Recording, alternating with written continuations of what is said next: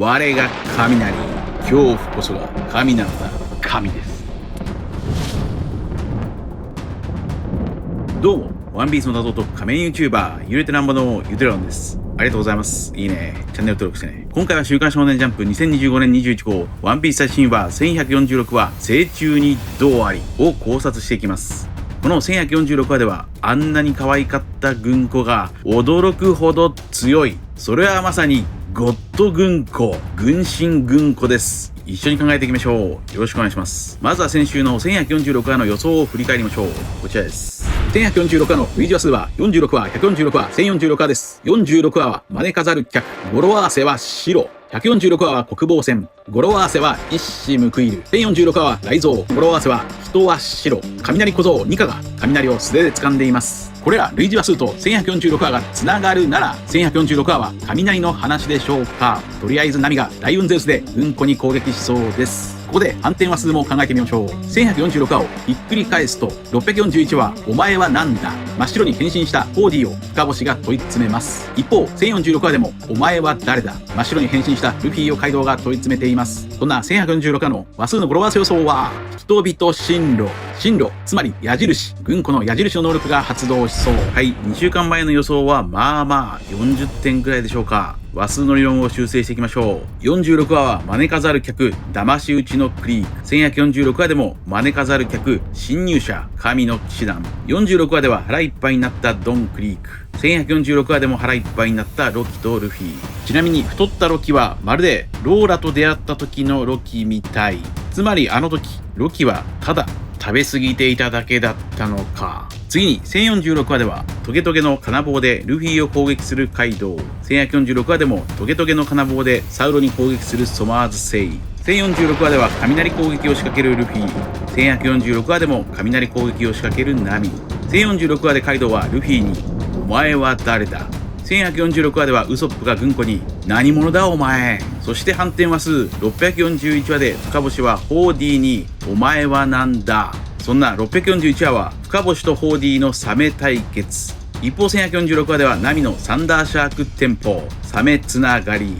以上が話数の理論一つなぎです。それでは本編の流れを考察していきましょう。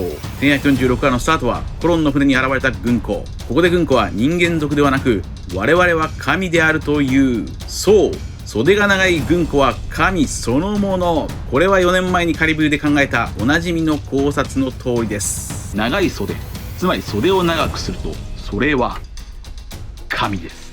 長い袖イコール神。はい、そしてウソップは軍子をゴッドエネルや天竜人と重ねます。我が雷。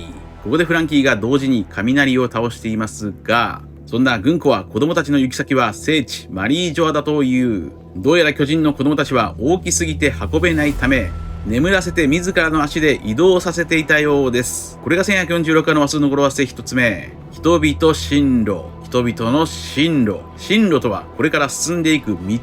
この語呂合わせは子供たちの進む道の他に2週間前に予想したように軍子の矢印の能力を表しており、さらには世界の行く末、人々が進む終末への道も表しているでしょう。その道とはもちろん白ひげが予言していた巨大な戦いです。そんな軍子との会話の中でなんとブルックが神の騎士団の存在を知っていたことが発覚します。これは一体どういうことでしょうか。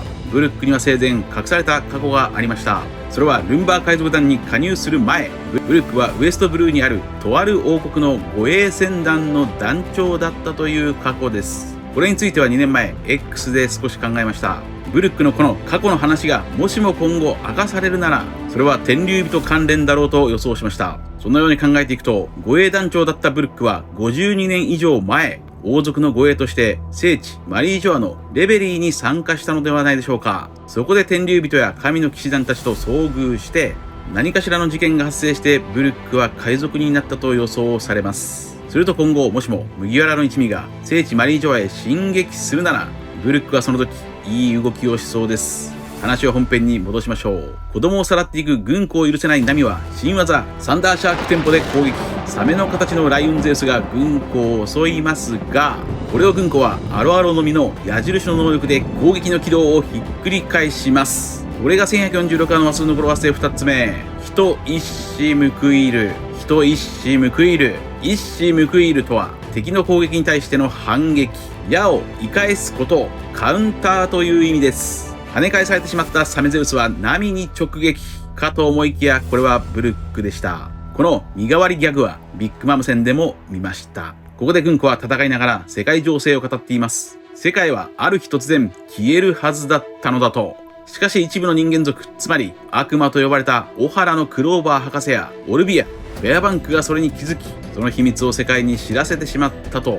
これもオハラの悪魔たちによる人一矢報いる。滅ぼされたオハラの悪魔たちは神に対して一矢報いていたのです。そして続いてウソップがドクロ爆発装を放つと、軍子の上半身が吹き飛びました。しかし軍子の体は五老星と同じくパキパキと再生していく。不死身の軍子に恐怖を抱く麦わらの一味、恐怖こそが神なのだ。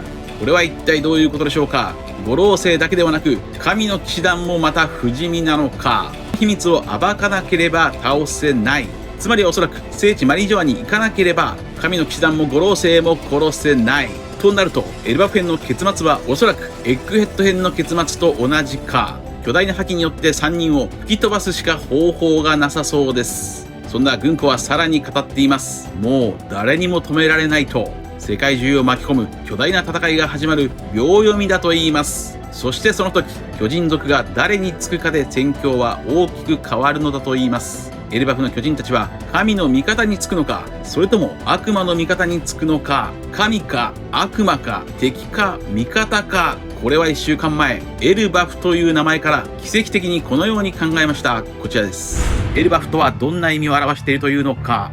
エルとバフに分けて考えてみましょう。エルバフのエルとはヘブライ語で神という意味です。ゴッドエネルも神の裁きエルトールという雷技を使っていました。一方、エルバフのバフとはバホメット、悪魔という意味でしょうか。これはバホメットの短縮表現がバフだとされているからです。つまりエルバフとは神か悪魔か、エルかバフか、敵か味方か。ドリーとブロギーが描かれた633話のタイトルが敵か味方かです。これはエルバフで信仰されている太陽の神ニカに通じる概念です。太陽の神ニカとは解放の神か破壊の神か、どちらかがわからない。真っ二つにその解釈が割れており喧嘩をしていました。さらにかつて世界で暴れていたエルバフの巨人たち自身もその評価は真っ二つになっています。敵か味方か、どっちなのか。エルなのかい、神なのかい、バフなのかい、悪魔なのかい、どっちなんだい。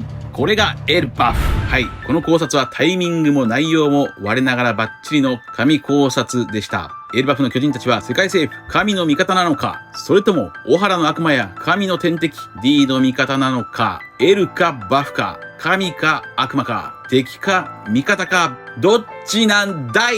それはもちろんエルバフの巨人たちが味方につくのはルフィでしょう。ルフィたちはドリーとブロギーや追い元カーシーがいる巨兵海賊団と、そしてハイルディン率いる新巨兵海賊団を味方につけて神に巨大な戦いを挑むと思われます。その時、ハイルディンの船にはおそらくロキもいるでしょう。1146話でルフィとロキは仲良く腹いっぱいで寝ていますし、何より5年前から言ってるようにワンピースの裏テーマとは仲直りなのです。いがみ合うハイルディンとロキは仲直りをして神々に戦いを挑む。それはまるで新天ハーレーの落書きのように、ドリーとブロギーの巨兵海賊団コンビ、追い元カーシーの門番の巨人コンビ、ヨルルとヤルルの巨人族の英雄コンビ。するとハイルディンだけがコンビをまだ組んでいません。そこでロキとハイルディンの王子コンビの可能性が浮上するわけです。ハイルディンが乗る船の名前はナグルファル。北欧神話でナグルファルとはロキが神々に復讐するために攻め入る時に乗っていた船の名前です。今からそいつを殴りに行こうか。だからおそらくロキはハイルディンと仲直りするでしょう。一方、子供たちを誘拐して巨人族を味方につけようとする神の騎士団軍子は矢印の能力でコロンを捕獲します。この展開もすでに考えたようにコロンの父親ギャバンの愛が試されることになりそうです。しかしそうはさせまいとジンベエとブルックが攻撃態勢を取りますが、これを軍子がアロエという技でジンベエとブルックを同士打ちさせます。軍子の矢印の軌道は直前で自由に変更できるため、この1146話では的中率 100% となっています。場面は変わって学校を襲うキリンガム星。キリンガム星は牙好調を硬い角に叩きつけて攻撃しています。さらにアンジェには体だけを民営化、つまり動かないようにしているようです。そんなキリンガム星はエルバフ全土に届くというエルバフ特有の伝言虫と電電虫を使って通信をしています。これが1146話の話数の語呂合わせ3つ目。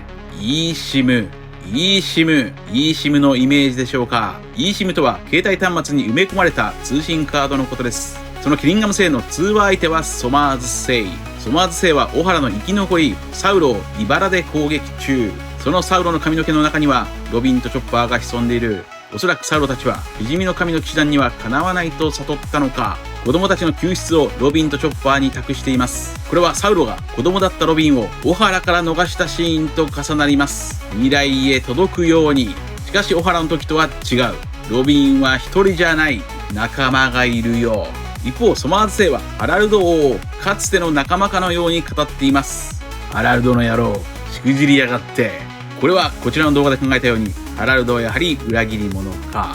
もしかするとハラルドはエルバフの巨人たちを神の騎士団の傭兵として捧げようとしていたのか。もしもそうであればそれは何のために。ここでロキとドフラミンゴの表裏一体を考えましょう。舌を出して登場したロキはまるでドフラミンゴのようでしたが、弟のロシなんて曰く兄のドフラミンゴは悪。ドフラミンゴは人間たちに復讐を誓い世界を壊すという。一方逆にロキは兄のハイルディン曰く弟のロキは悪。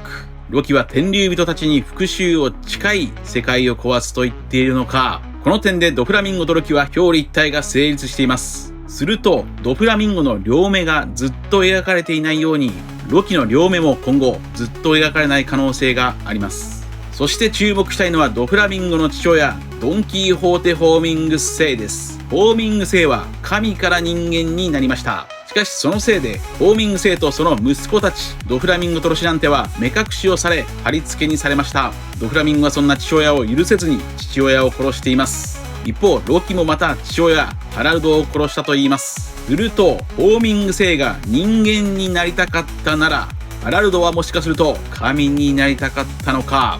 ハラルドは天竜人になるためにエルバフの巨人たちを売ろうとしていたのか。だから軍子はロキを勧誘するとき神に昇格できるチャンス、そのように言ったのか。しかしロキはハラルドとは違い神への勧誘を断っています。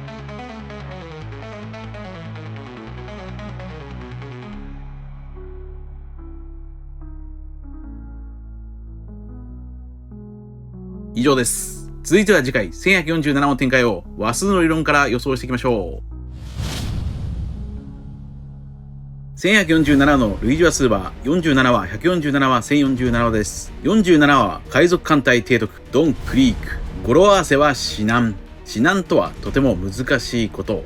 グランドラインの落ち武者クリークたちに食料を譲るかどうか難しい選択が迫られています。147話はウソッパチ。語呂合わせはヒオルナ。ワポルを殴ろうとするチョッパーですが戸惑ってしまいクレハに怒られています。1047話は都の空。語呂合わせは落とすな。鬼ヶ島を花の都に落とすな、ヒオルナ桃之助。これら類似話数と1147話がつながるなら、そのキーワードは落ちる、嘘、弱々しいの3つでしょうか。とりあえずコロンたちの船か、もしくはコロン自身が1147話で落下しそうです。そんな1147話の反転話数も考えましょう。1147をひっくり返すと741話嘘つき嘘ランド。語呂合わせはそのままなよい。なよいとは頼りない様、弱々しい様です。トンタッタを残して逃げるウソップですが、トンタッタはウソップをヒーローだと信じている。一方百戦錬磨のキロスもなよなよしく泣いています。これらと1147話がつながるなら、ワンチャン希望を込めて今回軍子にやられた情けないウソップが男を見せる回でしょうか。ウソップ活躍回があるなら1147話かもしれません。そんな1147話の話数の語呂合わせ予想は、人々死難。軍子を含めた神の騎士団たちはやはり不死身の存在か。さらに落書きの怪物たちも倒しても死なないのか。いい死難。ウソップか、それともギャバンかサウロか。誰かが混沌とした戦局を打破できるアイデアを思いついて、それをみんなに指南していくのか。いい余地。7は中国語で地位と読みます。ウソップはおそらく見聞色に長けているはずです。つまりウソップは未来予知ができるはずなのです。ウソップが軍子と戦うなら、軍子の矢印の軌道を見聞色で予知しないと話になりません。ドレスローザで見聞色が覚醒したように、エルバフ編でもウソップの覚醒に期待したいところです。以上です。皆さんはどう思いましたか？ご意見や考察してほしいなどがあれば、コメント欄までよろしくお願いします。ありがとうございました。